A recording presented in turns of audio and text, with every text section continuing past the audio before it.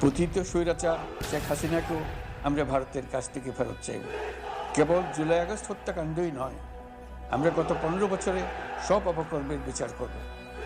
আমরা অন্তর্বর্তীকালীন সরকারের প্রথম 100 দিন অতিক্রম করলাম। আপনারা জানেন কি কঠিন এক পরিস্থিতিতে আমাদের দায়িত্ব গ্রহণ করতে হয়েছে।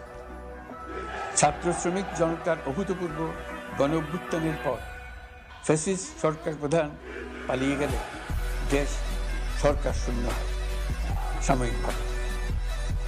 পুলিশ প্রশাসন এই সময় সম্পূর্ণ নিষ্ক্রিয় হয়ে পড়লে উদ্বেগজনক এক পরিস্থিতির সৃষ্টি হয়। স্বৈরশাসনে বিপর্যস্ত এই দেশকে আমাদের সবাইকে মিলে পুনর্গঠন করতে হচ্ছে। জুলাই আগস্ট বিপ্লবের পর আমরা এমন একটি দেশ হাতে পেয়েছি যার সর্বত্র ছিল